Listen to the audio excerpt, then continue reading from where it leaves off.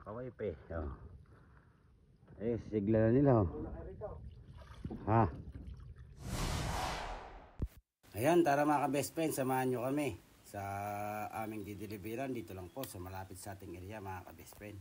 Ayan, kung bago pa lang po kayo sa mga ganitong content at gusto nyo po ng mga ganitong content at napadaan po kayo sa aming mga video mga ka-best friend, huwag nyo pong kalimutan na i-subscribe ang aming YouTube channel. Ayan po, ka-best friend lang po ang isi-search natin. At huwag nyo na rin pong kalimutan na i-follow ang aming FB page. Ayan po, ka-best friend lang po. Ayan, big shoutout po sa lahat po ng nakakuha sa amin ng mga good quality fingerlings. Ayan, thank you po ng marami mga ka-best friend. At nandyan po kayo, lagi nakasuporta sa aming mga video. Ayan, salamat po sa lahat po ng nagla-likes, nagpa-follow, nag-share ng aming mga video. Ayan, thank you po ng marami mga ka-best friend. At sa mga OFW po natin na mga followers at subscriber natin sa ating YouTube channel. Ayan, big shoutout po sa inyo mga ka-best friend, at sa mga nakakapanood po na mga taga malalayong lugar. Ayan, big shoutout po sa inyo mga ka-best friend. Ayan, sa mga baguhan po at gusto pong matuto sa pag-aalaga po ng mga isda mga ka-best friend, tutukan nyo lang po ang aming mga video. Hindi man po namin may bigay lahat dyan, yung mga diskarte mga ka-best friend. Yung konting kaalaman po na mapupulot nyo sa inyong pag-aalaga, malaking bagay po yun mga ka-best friend. Lalong-lalo na po yung mga hindi pa po marunong mag-alaga.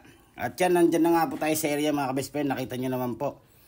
Ayan, bali nakahanap po yung may-ari pagka bumibilang po tayo mga ka-best friend. At kung minsan nga po yung nakatingin pa nga po yung nagbibilang na mismo para legal po tayo sa ating mga customer mga ka-best friend. Di totoo yan.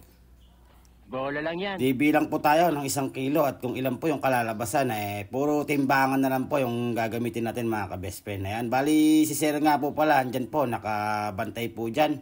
Halos yung iba po na binibilangan natin, ng mga customer natin mga ka-best friend, halos sila na po ang nagbibilang, hindi na po tayo.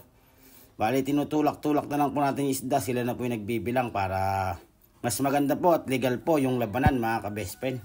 Para wala po silang masabi kung sakali man po mga ka-best friend na magkaroon ng problema ang kanilang mga alaga, wala po sa atin yung diferensya. Nasa sa kanila po mismo na nag-aalaga mga ka-best friend. Kaya dapat po kung kukuha kayo ng mga fingerlings mga ka-best friend, yung sigurado po na i-guide kayo ng inyong pagkukuhanan at hindi po kayo pababayaan hanggang sa kayo po ay maka-harvest o maka-ane mga ka-best friend. Tuturuan naman po kayo ng mga yan mga ka-best friend, lalong-lalo na po kami. Hindi tinuturuan po namin lahat po ng aming mga customer mga ka-best friend.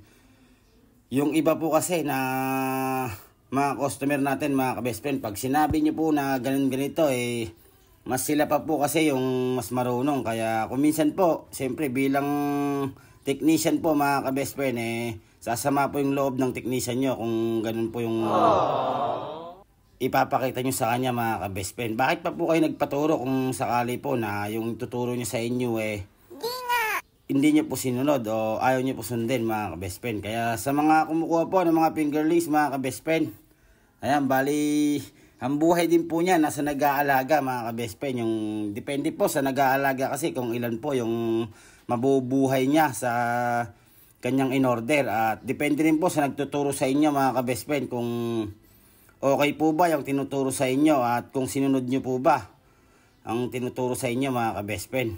Wala pong magiging problema kung susundin nyo po yung mga technician ninyo mga ka-best friend. Tsak na hindi po kayo magkakaproblema mga ka-best friend. At nakamonitor po yung mga yan. Lalong-lalo na po kami, minomonitor po namin lahat po ng mga nilalaglagan namin mga ka-best friend. Kaya wala po kayong masabi sa amin mga ka-best friend. Ayan, sa mga nakakuha po sa amin na mga taga malalayong lugar, big shoutout po sa inyo. At yun lang, salamat and God bless. Ingat po tayo sa araw-araw. Thank you.